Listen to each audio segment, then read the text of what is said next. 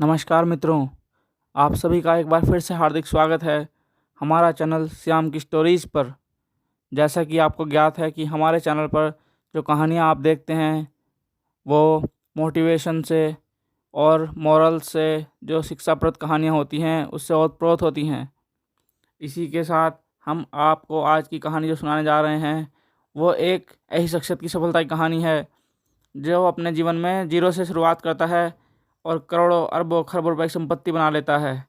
जी हाँ, हम बात कर रहे हैं धीरू भाई अंबानी जी की, जिन्होंने अपनी मेहनत से, अपनी लगन से और अपनी कर्मठता से आज के समय में उनकी संपत्ति का आंकड़ा कुछ है नहीं कि कितनी संपत्ति उनके पास है।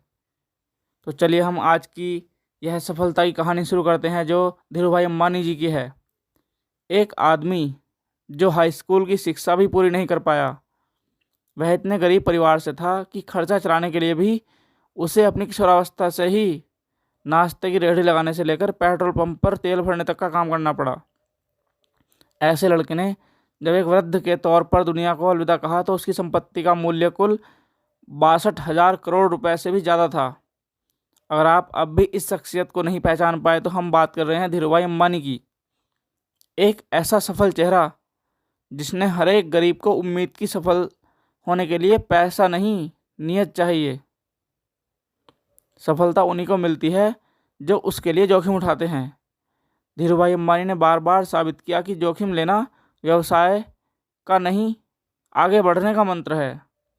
शुरुआती जीवन 28 दिसंबर सन 1932 को गुजरात के जूनागढ़ के छोटे से गांव चोरवाड़ में धीरज लाल हीरालाल अंबानी का जन्म हुआ।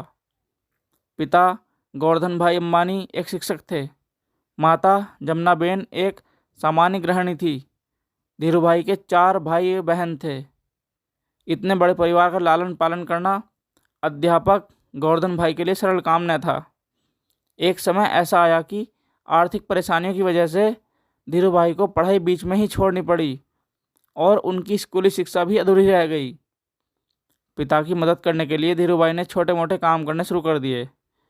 व्यावसायिक सफ़र की शुरुआत यह उदाहरण के लिए कि हर एक सफलता के पीछे ढेरों असफलताएं छुपी होती हैं। धीरूभाई अंबानी पर एक कदम सटीक खरीद उतरती है।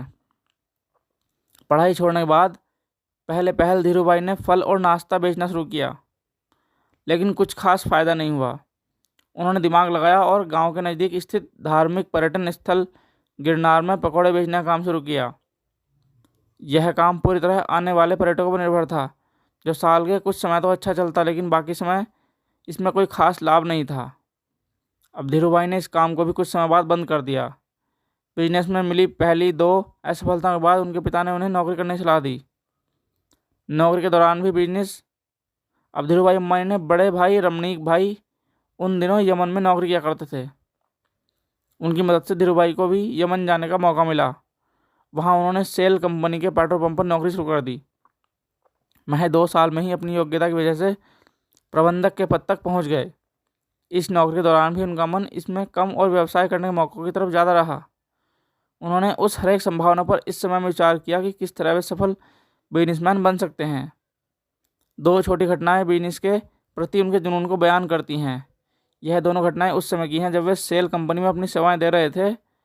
जहां वे काम करते थे वहां काम करने वाला कर्मियों को चाय महज 25 पैसे में मिलती थी, लेकिन धीरूभाई पास ही एक बड़े होटल में चाय पीने जाते थे जहां चाय के लिए 1 रुपया चुकाना पड़ता था। इनसे जब इसका कारण पूछा गया तो उन्होंने बताया कि उसे बड़े होटल में बड़े व्यापारी आते हैं और बिजनेस के बारे में बात करते हैं। उन्हें ही सुनने जाता हूँ ताकि व्यापार की बारीकियों को समझ सकूँ। धीरूभाई ने अपने ही तरीके से बिजनेस मैनेजमेंट की शिक्षा ली। उन्होंने आगे चलकर वाटर्न और हार्वर्ड से पारंपरिक तरीके से डिग्री लेने की वाले को नौकरी पर रखा। इसी तरह दूसरी घटना उनकी पारखी नज़र और अवसर भुनाने की क्षमता की ओर इशारा करती है। हुआ यूँ कि उन दिनों में यमन में चांदी के सिक्कों का प्रचलन था। धीरूभाई को एहसास हुआ कि इन सिक्कों की चांदी का मूल्य सिक्कों के मूल्य से बहुत ज़्यादा है और उन्होंने लंदन की एक कंपनी को इन सिक्कों को गलाकर आपूर्ति करनी शुरू कर दी।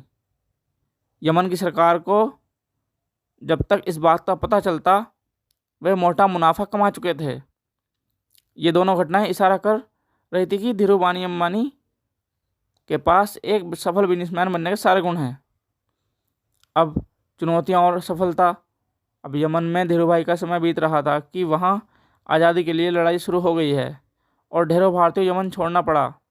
इस परेशानी के आलम में धीरूभाई को भी यमन छोड़ना पड़ा। ईश्वर ने एक सफल बिजनेसमैन बनाने के लिए परिस्थितियाँ गढ़नी शुरू कर दी।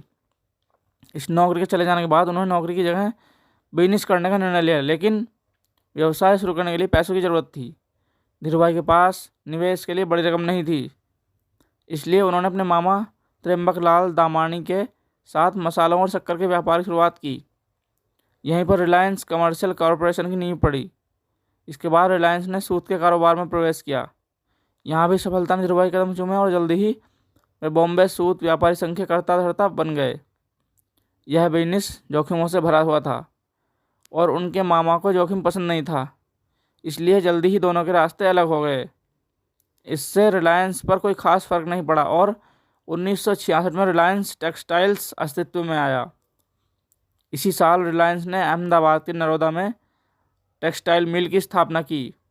विमल की ब्रांडिंग इस तरह की गई कि जल्दी ही यह हर घर में पहचाना जाने लगा और विमल का कपड़ा बड़ा भारतीय नाम बन गया।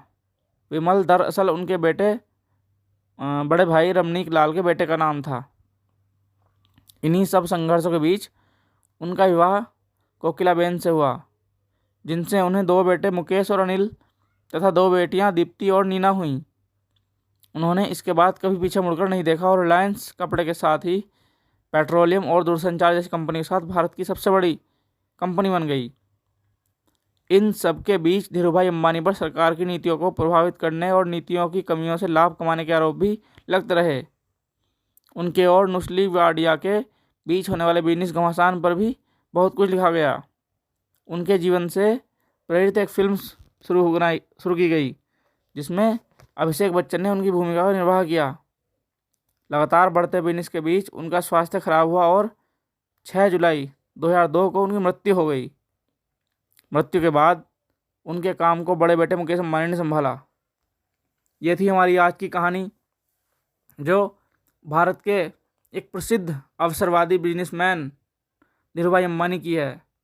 आशा करता हूँ यह कहानी आपको बहुत पसंद आई होगी और एक सफल जीवन जीने के लिए, एक व्यापार शुरू करने के लिए आपको अवश्य ही धीरूभाई अंबानी से प्रेरणा लेनी चाहिए, जो कि एक बहुत ही प्रेरणात्मक एवं शिक्षाप्रद कहानी है। तो ये हमारी आज की कहानी है। आशा करता हूँ इससे आपको जीवन में बहुत कुछ सीखने को मिलेगा और एक बड़ी सीख मिलेगी, जिससे आप अपने जीवन में शायद कोई व्यापार शुरू कर पाओ। धन्यवाद, नमस्कार।